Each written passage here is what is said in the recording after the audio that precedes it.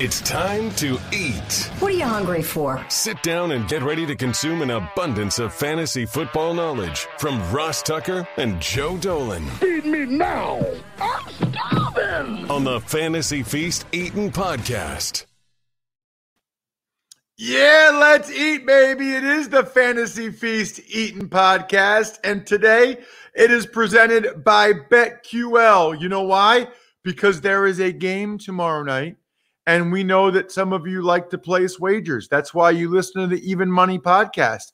But we also know that some of you want more information before you place those wagers, in addition to the Even Money podcast. That's why we recommend BetQL.com, the BetQL app. They scan hundreds of data points to give you a best bet recommendation for every game and give you the reasoning behind why you should place that bet. Get on the App Store, Google Play Store, whatever, BetQL app, or if you go to BetQL.com, you can enter code ROSS20 and get 20% off your first payment. It is the show that's so nice.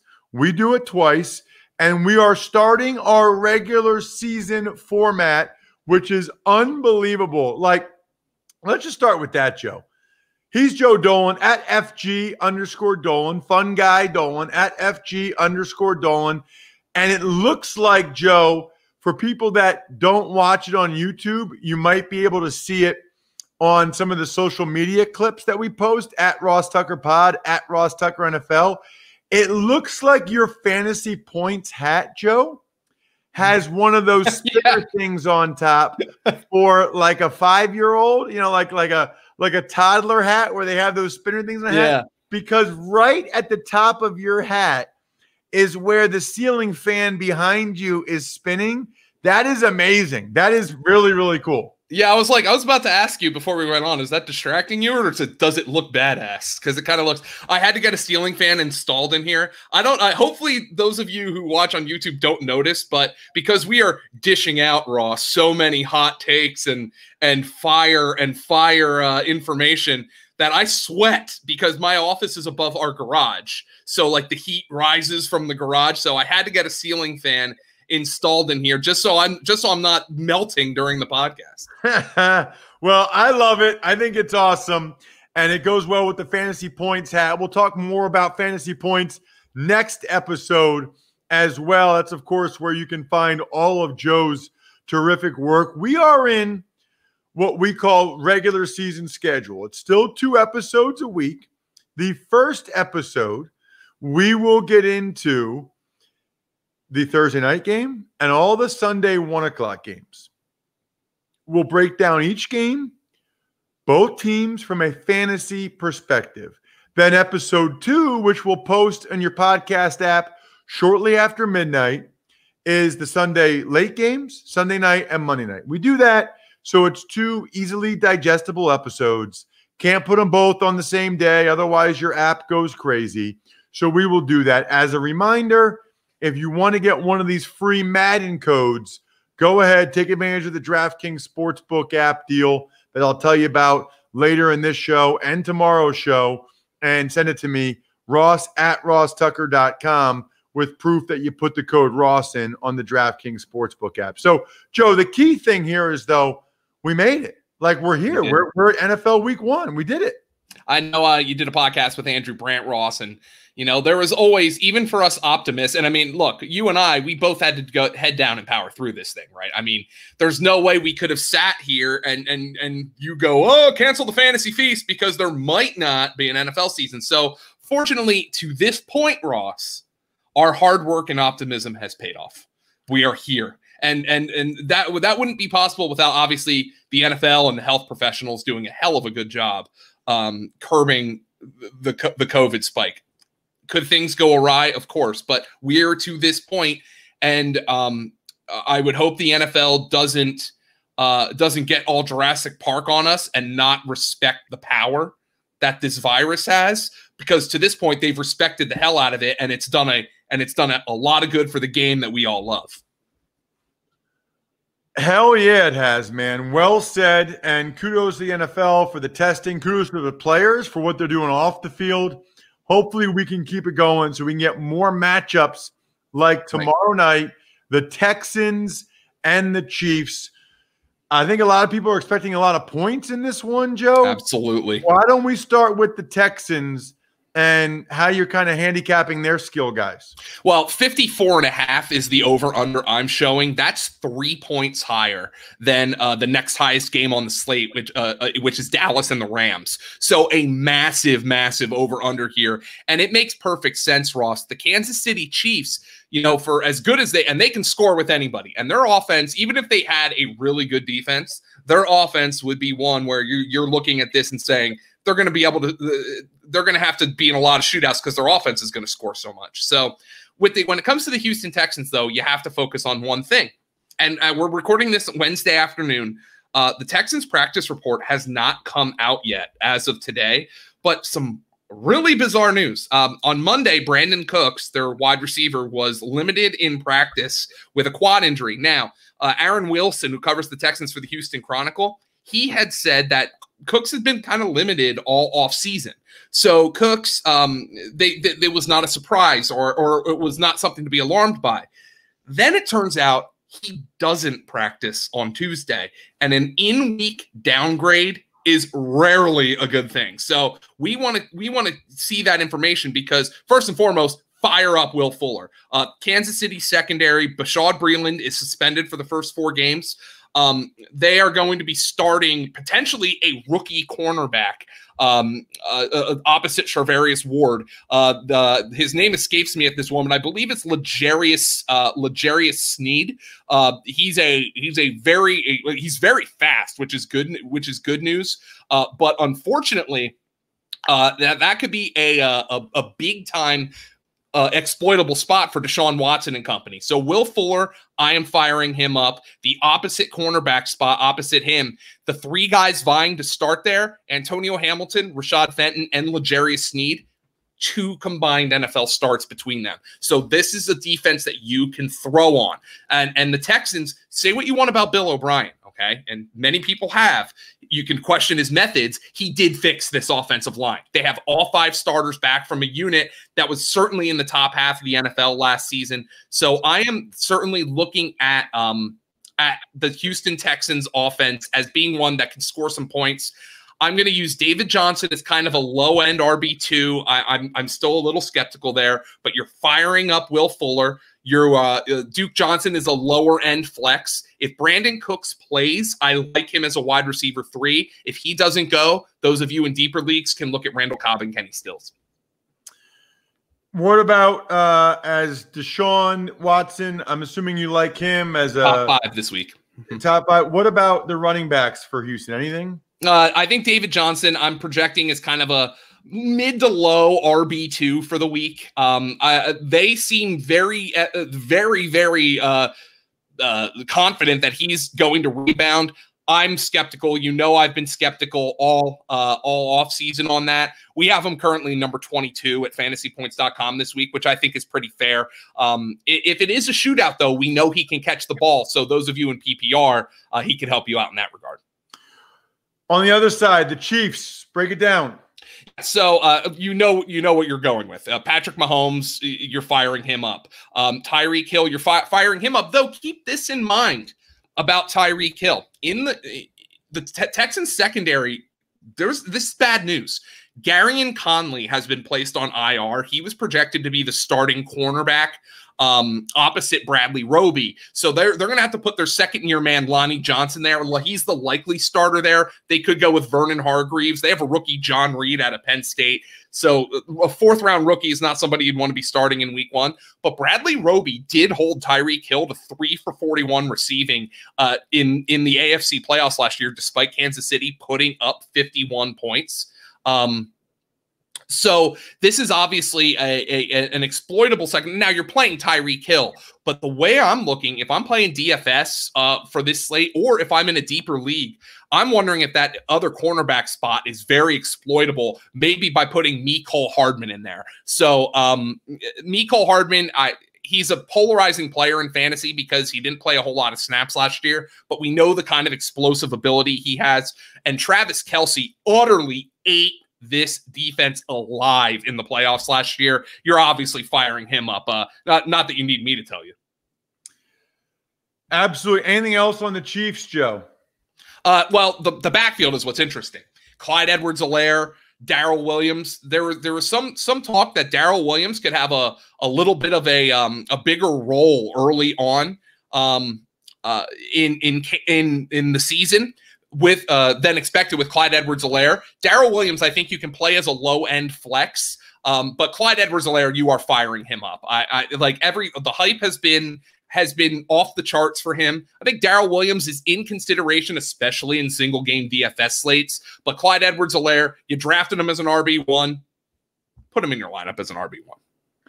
All right, so for the Eagles at Washington football team, we'll move on to the next game. I think we kind of have a good feel for Carson Wentz, a pretty good feel for Miles Sanders, although, you know, obviously if you have Miles Sanders, he's in your lineup. I guess the question is for DFS people, is this a good matchup with him coming off being banged up and the Eagles' questionable O-line at this point over against the Washington really impressive D-line? Yeah, so Miles Sanders is a guy that you look at in DFS this week. Well, I think he's probably going to be more of a GPP tournament play in DFS, quite frankly, Ross, because Doug Peterson came out today and said there is a chance they could limit him early in the season because he missed almost all of training camp. So that's absolutely in play that Philadelphia could do that. With Eagles as 6-point favorites, there's a chance they could limit Miles Sanders, get Boston Scott and Corey Clement some run. Now, if you drafted Miles Sanders, this is the difference between season-long and DFS. If you drafted Miles Sanders, you're going to play him, but just keep in mind, he might be in the 12 to 14 touch range as opposed to the 16 to 18 touch range that he was at the end of last year when he was a league winner. So just keep that in mind. The guy you're firing up here for Philadelphia is Deshaun Jackson. He crushed this team in week 1 last year. This secondary is exploitable. Just put him. This is why I recommended everybody. You're drafting him across the board because he was so cheap. Fire him up. This is a matchup. He carved up Washington last year. They traded Quentin Dunbar. Everything I've heard is Deshaun Jackson looks amazing. So Carson Wentz and Deshaun Jackson is a nice looking stack. I think Zach Ertz, you fire him up with Jalen Reagor expected to miss the game. Maybe you can put Dallas Goedert in a lineup or two as well, because I think they'll go with a lot of 12 personnel. But that backfield is definitely the one I want to keep an eye on the practice reports, because if Miles Sanders is limited, I am going to downgrade him, especially for DFS. On the other side, the Washington football team, where J.D. McKissick is the supposedly starting running back. I don't know if people are buying that or not. Yeah, so here's the deal. If at all I can avoid it, I mean, I'll play Antonio Gibson as like a flex. I would like to see how this running back depth chart is going to shake out. If you drafted in the last week, Antonio Gibson might have been like your 6th round pick. That's somebody you have to start. At least it says so by the math. You drafted him probably as one of your top 3 running backs. If in an ideal world, I could give it a week to see how this backfield shakes out. But Washington, of course, is a 6-point touchdown underdog here. So you would think somebody like Antonio Gibson, who has a good receiving pedigree, could get some action. The one guy you are playing for Washington is Terry McLaurin. Now, he crushed the Eagles last year. One big difference.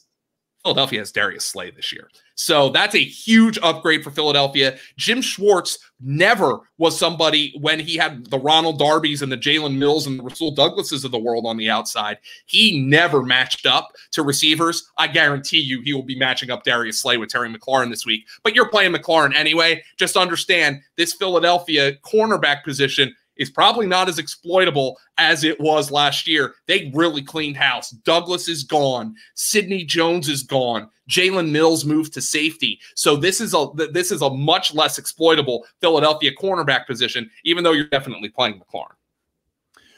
What about, as we move on, Dolphins, Patriots, Dolphins 1 o'clock in New England. Dolphins do have Ryan Fitzpatrick behind center. So keep an eye on the status of Devontae Parker, who was back at practice this week, but he missed a lot of practices late in training camp. So that's somebody you want to keep an eye on. And he does have a matchup with Stephon Gilmore. So not good news if you're looking for for Devontae Parker, who actually did a decent job, by the way, against Stephon Gilmore last year, but he is banged up. We actually have Preston Williams from Miami projected higher than Parker this week, just because we presume he'll draw the easier matchup, and he looks, I mean, amazingly, because he's coming off the ACL, looks like he's healthier. So with Miami and New England, normally you could say, well, Miami's going to be a massive underdog, so you can't, and they are. They're 6.5-point underdogs, but this is a brand new New England team. This isn't the Tom Brady New England Patriots. So I think you could consider Jordan Howard and Matt Breida in the backfield for Miami as kind of RB3 flex plays. So for Miami, I'm looking at Preston Williams. Mike Gesicki is on the fringe tight end one area here for Miami. With Ryan Fitzpatrick in there, that's good news for this passing game. So you can definitely start Gesicki, and Fitzpatrick is a potential option if you're playing DFS and want to go dumpster diving at quarterback. On the other side, the Patriots, are there going to be people, and lots of them maybe, that have Cam Newton in their DFS lineup week 1? Oh, yeah. Oh, yeah. I mean, 6.5-point favorites. The one thing you know about Cam, and this the one thing you know about this team in general, is they're going to run the football a lot. So the total is just 43, not a huge total, not a huge number, but 6.5-point favorites. I think people are going to be playing Cam. I think you can fire him up as your starting quarterback. At this point, you know, if you drafted Cam Newton, you probably drafted 2 quarterbacks, and you're going to look at the matchups and decide what your better play is.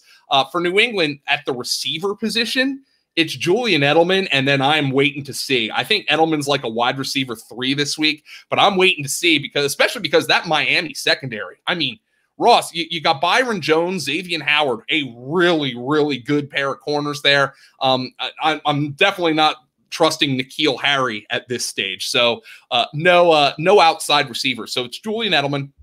And in the backfield, I mean, Damian Harris is on IR. As always, James White emerges as the one guy you feel good about using here. I have James White as a low-end RB2 this week, which means you're probably going to be playing him if you have him on your team. There was I think it was ESPN's Mike Reese who said he thinks that Sony Michel's reps could be limited early in the season as he came off the PUP list with that foot injury. So he is a low-end RB3. If you're in DFS or maybe playing a single game slate or something like that, maybe you can take a shot on Rex Burkhead. He might have an opportunity to lead this backfield in snaps, but mostly I want to see this shake out here. James White is the only guy I feel comfortable playing. Let's move on to the Packers and the Vikings, a pretty juicy Sunday 1 o'clock game. Let's start with the Packers. We know about Rodgers. We know about Devontae Adams. We know about Aaron Jones. Is there anything else to say on the Packers side of it, whether it's tight end or another receiver? What are you thinking? Well, first and foremost with Rodgers, I want to back up on you, Ross, because I think a lot of people might have drafted Aaron Rodgers to be a QB1. We have him at 21 this week, which means that's a low-end QB2. There are a lot more appealing options than Aaron Rodgers this week. You are playing Devontae Adams. We know that. I think you can see somebody like Alan Lazard sneaking into a lineup in a deeper league as the presumed number 2 wide receiver here. But for fantasy, the one thing I am waiting to see, what's the wide receiver rotation look like for Green Bay? And what does the tight end rotation look like? I drafted Jace Sternberger all off season, but he started the year on the COVID list and he was behind. So Robert Tonyan is the presumed starter at tight end. The question I have, it doesn't matter for fantasy. Does Tonyan or Sternberger get enough targets? There's a window here because the only proven receiver on this team is Devontae Adams. So there should be somebody else getting targets here, but keep an eye on that. Lazard, Marquez Valdez-Scantling, what is the rotation like here? Because you're probably not playing these guys in week 1, but potentially they could be in your lineup going forward. What about on the other side for the Minnesota Vikings, especially at wide receiver? I'm curious. Yeah, so Minnesota has one wide receiver who's playable right now, and that's Adam Thielen. I think Adam Thielen has an outside shot to lead the NFL in targets this year. He's got a good rapport with Kirk Cousins, so you are firing him up. I have him as a number 1 wide receiver for the week, top 10 for the week. So Adam Thielen is certainly in your lineup.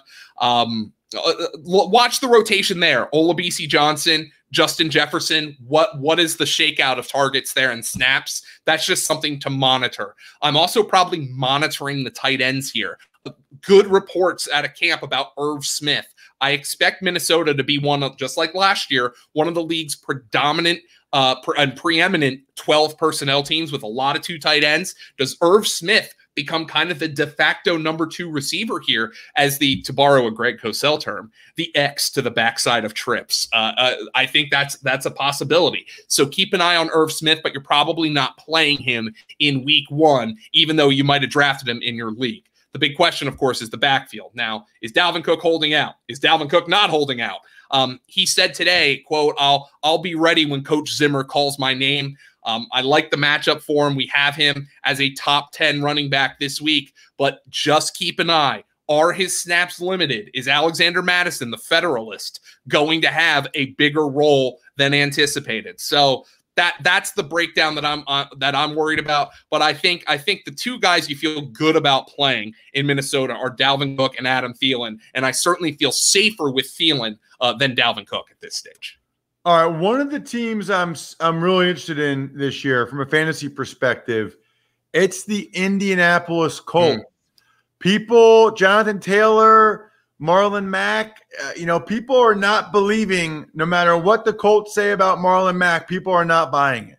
Well, here's the thing that I would say about Marlon Mack and Jonathan Taylor. If you have either one of them, you can play them. I prefer Taylor just because I think he's better. But if you have both of them and you don't want to play them both, I would probably play Taylor. But you can make the justification for Marlon Mack. Frank Reich said he will start. I expect that will be the case. But Ross, you know just as well as I do, the starting running back that designation doesn't always matter. Raheem Mostert has yet to start an NFL game. He's never been the first running back on the field. So that can be a kind of a problematic designation. But the thing is, Indianapolis is 7.5, 8-point favorites here. I think Jacksonville's defense is going to be abominable. I think Indy is going to be able to run all over this team. So Phillip Rivers, he is low on my list this week, even though, believe me, I think Jacksonville can be thrown on quite a bit, but I think Indy would love to say, hey, Phillip, throw 23 passes in this game, hand it off 35 times. We're going to get out of here with an easy win. So Phillip Rivers in this passing game, I'm downgrading a little bit just because I think the Colts are going to be able to run all over the Jacksonville Jaguars. Interesting. Okay. What about when you take a look at the Colts? You said the passing game in general. What about people that have T.Y. Hilton? You're playing T.Y. Hilton because, I mean, he's still the #1 receiver here. Everything else, I want to see how it shakes out. Does he distribute targets to Paris Campbell? Does he distribute targets to the rookie Michael Pittman? How do they play the tight ends? The Colts were the 6th heaviest 12 personnel team in the NFL last year, but they lost Eric Ebron in the offseason. And on top of that, the guy they brought in to be the #2 tight end, Trey Burton, as has become a trend, unfortunately, for Trey Burton, he's got a calf injury and he's on short-term IR. So are they going to play more 11 personnel with Paris Campbell in the slot is my question. I kind of expect that they will, but if they're running the ball, they'll put Mo Alley Cox and Jack Doyle out there and they'll maul up front because, look, Jacksonville, not only do I project them to be terrible, but they just traded 2 of their best defensive players in Yannick Ngakoue and Ronnie Harrison. They put the linebacker Quincy Williams on short-term IR. I mean, these are 3 contributing players who are now gone from a defense that I already expected to be bad. On the other side, the Jacksonville Jaguars, I mean, who is this running back, dude? I don't even know this guy. You mean James Robinson? Yeah, who is this guy? Ross, you're a 1AA or a football championship subdivision fan. He went to Illinois State. He's an Illinois State guy. Nice. So here's the deal with these running backs. If I'm playing one of them, and that's a big if, because I'd prefer to be sitting on the sidelines here just to watch it shake out, it's Chris Thompson, the scat back. I got a little nugget for you here, Ross. You like nuggets? Love nuggets. I got a nugget for you. In Jay Gruden's 8 full years as a head coach or offensive coordinator, his leading rushers average 15 receptions per season. Never more than 22. Average. You've got guys, and I'm talking Ben Jarvis, Green Ellis, Adrian Peterson, Alfred Morris, Like, these guys just do not catch passes. And you can say, well, it's the talent, whatnot. But Jay Gruden has always employed a scat back, dating back to Giovanni Bernard. And then, of course, Chris Thompson in Washington. He has Chris Thompson here in Jacksonville. So with the Jaguars, and I expect they're going to be an underdog a hell of a lot this year. They're going to be throwing a lot. I think Chris Thompson is going to be out there quite a bit. So if I'm looking to play Jacksonville, I think Gardner Minshew is a low-end DFS option because they'll be playing from behind. This is going to be a good Colt defense, though, so just be careful there. But the front seven, I think, is particularly loaded, and that's why James Robinson and Devine Ozigbo are probably on my bench this week. I want to see how this shakes out. Gardner Minshew is a low-end, kind of cheap DFS option with some game script upside. Meanwhile, you're definitely playing DJ Chark, and I am keeping a very, very close eye on Laviska Shenault, the rookie wide receiver. How could they use him? Could he essentially play a scat back kind of role? It's not enough for me to consider playing him in a lineup in week 1, but I definitely want to see what his role is here for Jacksonville. They have no reason not to use him. This is a team that's going to lose a lot of games. Get the young guys involved. Let's move on to the Bears and the Lions. We know it's Trubisky on the road in Detroit. Other than Allen Robinson, is there a Bears skill guy that should be or could be in any lineups? Yeah, I'd probably put Tariq Cohen in my lineups now. The Bears are narrow underdogs. They're 3-point underdogs here. So that would suggest a moderately positive passing game script for Chicago. So Tariq Cohen with David Montgomery expected to miss, I would probably put him in my lineup. I have him as a nice solid RB2 this week. Obviously, you're playing the Lions defense against Mitchell Trubisky this week. It's Trubisky's last chance. Maybe that lights a fire under his butt. But Allen Robinson is the only, and Tariq Cohen are the only Bears I feel good about. But the guys you need to watch, Anthony Miller, and I can't believe I'm saying this, but all the reports from training camp were outrageous. Jimmy Graham, keep an eye on him. The Bears, my guy Adam Kaplan with Fantasy Points, he's been telling us all offseason, the Bears think the Packers got this evaluation wrong. They think Jimmy Graham can still play. The Bears beat writers, they wrote, holy crap, this guy looks like a new player. He was dominating training camp. Probably not playing Jimmy Graham week 1. He might have gone undrafted in your leagues. Just keep an eye on him, though, because the Bears, they still have a lack of reliable targets outside of Allen Robinson here. On the other side, the Detroit Lions, Adrian Peterson, Joe, Lions backfield. Talk to me. I think Kerryon Johnson, I think this signals the end of his relevance. I wish I could say I expect the Detroit Lions to handle this backfield pragmatically, to handle it intelligently. But you have to keep in mind, I rewind back to 2018. Now, that was a different offensive coordinator. That was Jim Bob Cooter. Darrell Bevell came in and I thought did some really good things last year. But is Matt Patricia calling the shots here at the running back rotation?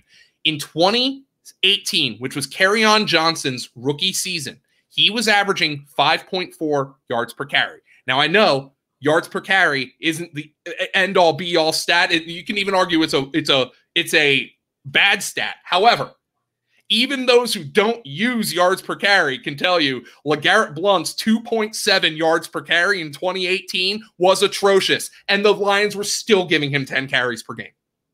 So, I mean, maybe I'll give Darrell Bevell a little bit more credit than I gave Jim Bob Cooter, but to expect them to handle this backfield saying, hey, they need that explosiveness, they got to get DeAndre Swift out there, I'm not sure that that's going to be the case. So if I have DeAndre Swift, and I do in a big league, I drafted him hopefully to be my RB2 in a 14-team league. I'm downgrading him this week. I'm actually putting him on my bench. I'd rather play James White.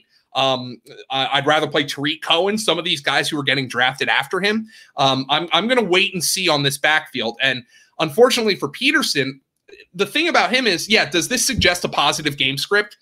A little bit. Detroit's a 3-point favorite, but he has been one of the most game script and touchdown dependent players in the entire NFL the last number of seasons. He doesn't catch the ball well. He probably needs a touchdown to come through for you, even if he gets 15 carries in this game.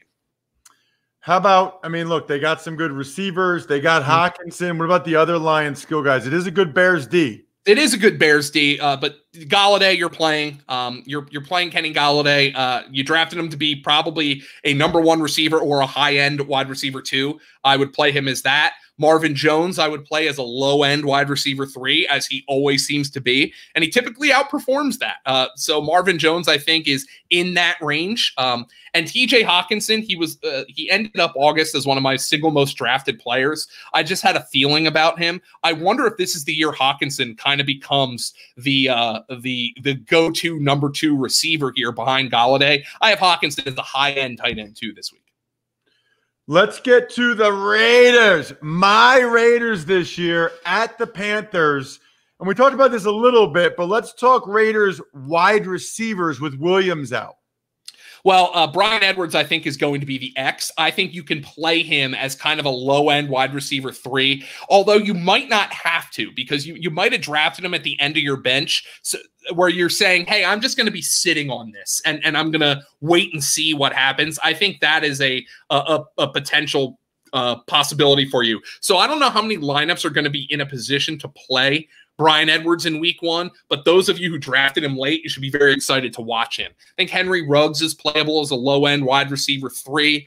Obviously, you're playing Darren Waller. You drafted him as probably a top 5 or 6 tight end, and you're definitely playing Josh Jacobs. I thought we got some good news this week. The Raiders trading Lynn Bowden, which is, I don't know, Ross, it was bizarre that they chose to do this. I guess you can backwards give them credit for admitting they got a pick wrong, if that's the case, and getting something for them. But it's troubling that they got a pick that wrong. But I think it's good news for Josh Jacobs. I'm still not sure how many passes he's going to catch, but Carolina's defense is going to be terrible. Josh Jacobs could get 20 carries in this game. On the other side, Carolina Panthers. You know, we've talked a lot about DJ Moore and my guy, Robbie Anderson. We know about McCaffrey. Your thoughts on the receivers? Maybe you can throw Curtis Samuel and Ian Thomas in there, although I know Thomas has been banged up a little bit. Yeah, Thomas has been banged up, and Curtis Samuel had a really quiet camp, which is troubling to me. Obviously, you're playing Christian McCaffrey. Positive game script, potential shootout here. The Raiders are 3-point favorites. I think Carolina's defense is terrible. So Teddy Bridgewater might be throwing a lot in this game. So I think you can consider Teddy Bridgewater in your DFS lineups. But the only Panthers I feel good about are DJ Moore and Christian McCaffrey. I want to see how the other wide receivers shake out. As for the Jets and the Bills, the Jets are kind of a fantasy mess right now, bro. I mean, what are you doing there, if anything? So Le'Veon Bell is like a low-end RB2. I will play Chris Herndon, and I will play Jamison Crowder. I think those are going to be the 2 guys who lead them in targets this year. So I think both those guys are viable. Crowder, you probably drafted as your wide receiver 3. So both of those guys are very viable. Obviously, Brashad Perriman is practicing in full this week. That's great news. One big issue, Ross. The multi-million-dollar man, Tre'Davious White, who is arguably the best cover corner in all the NFL. So that would be the projected matchup for Brashad Perriman. Not a good one. I'm probably not starting Brashad Perriman this week. It's Le'Veon Bell as a low-end RB2 and Chris Herndon as a low-end tight end 1. That is it for the New York Jets. I believe this game has the lowest projected total of the week as well, Ross. Never a good sign if you're playing DFS. The total is 39.5. It is the lowest of the week. What about the Buffalo Bills? And I think there's questions about the backfield and questions really, I guess, about Stephon Diggs and the receivers. So I think what you do with Buffalo is you play Josh Allen. You probably drafted him to be your starting quarterback. I think he's got huge upside. I think you're playing Stephon Diggs as a wide receiver 2. The Jets have some problems at cornerback.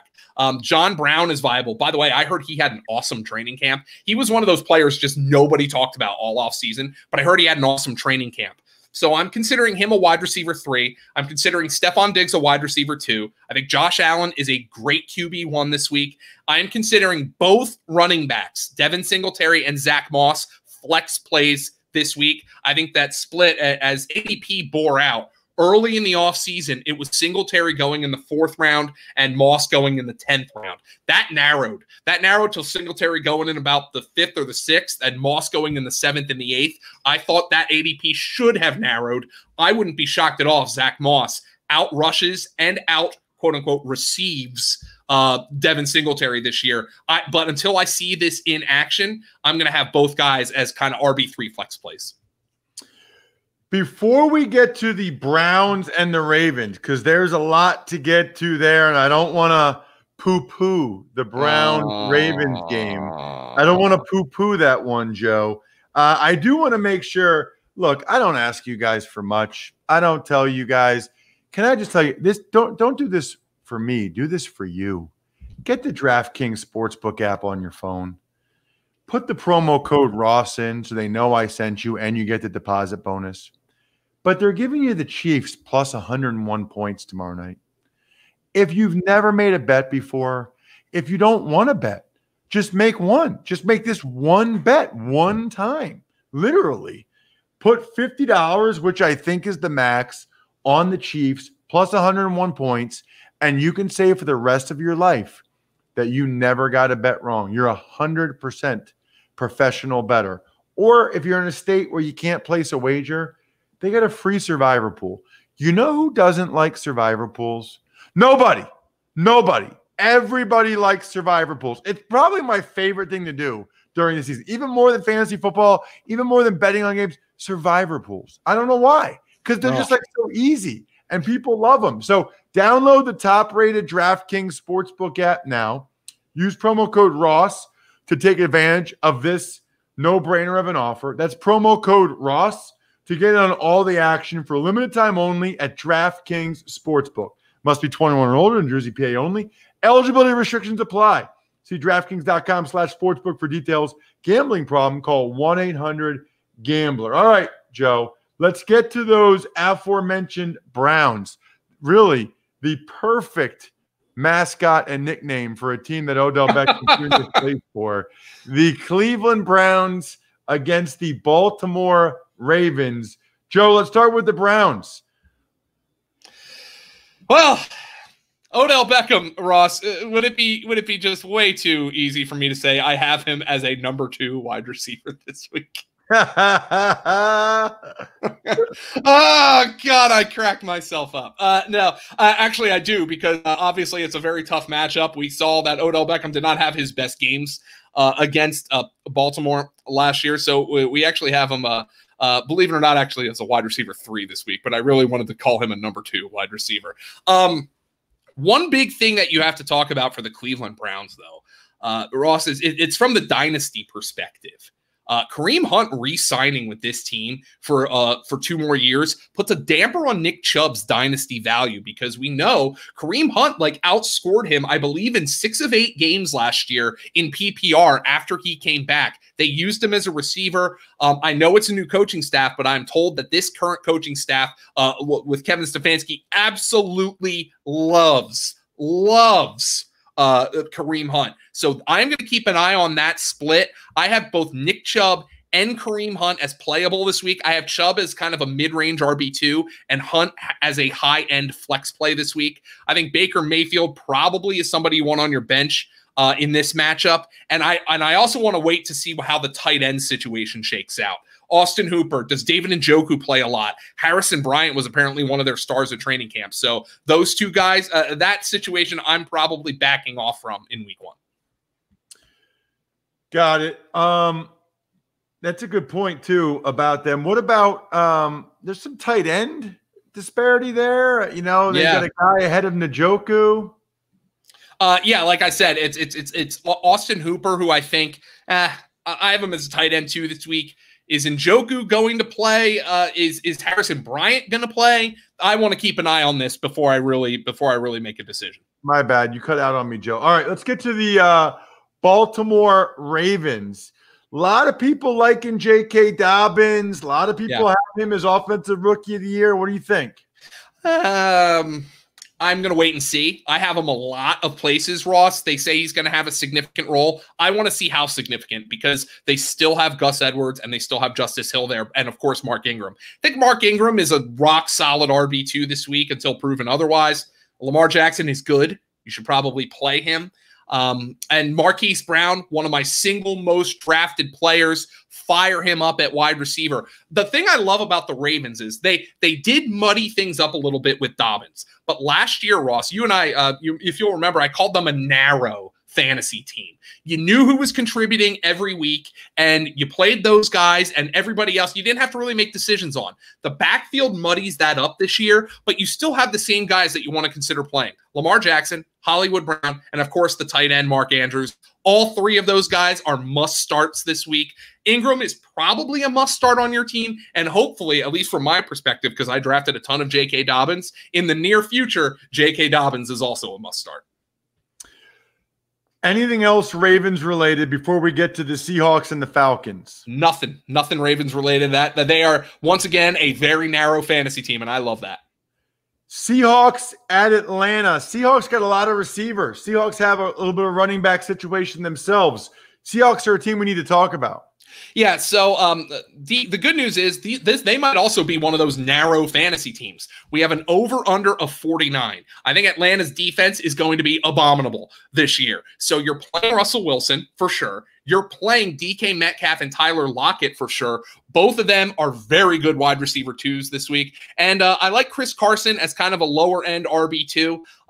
Those are the four guys you can consider from Seattle. I want to see what the backfield rotation is like behind Carson. They signed Carlos Hyde. They talked up DJ Dallas this offseason, the rookie that they got out of the University of Miami. So I want to see how he does. And I want to see what this tight end position looks like. Greg Olsen went undrafted in a whole lot of leagues. So he's probably just more of a low-end DFS dart throw. Does Will Dissly have a role? You know, those are the questions I have here, and we don't really know those for sure just yet. Falcons on the other side.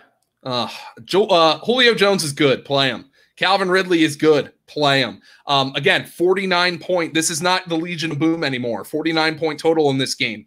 I projected Matt Ryan to lead the NFL in pass attempts this year. So I think he's going to be throwing. I love that as a DFS stack. A positive game script could be in the cards here for the Atlanta Falcons. So I am considering, by the way, they are 2-point underdogs because they're at home. But I think Seattle's going to win this game. So I think there's a positive game script here. I have been a Todd Gurley skeptic all offseason, but if you drafted him, you're probably playing him as an RB2 or a flex. And I also really like Hayden Hurst. Those are the four guys I really want to play are Ryan, Ridley, Julio, and Hurst. And I'm keeping a close eye on two things here for Atlanta. Not guys who are being considered in week one.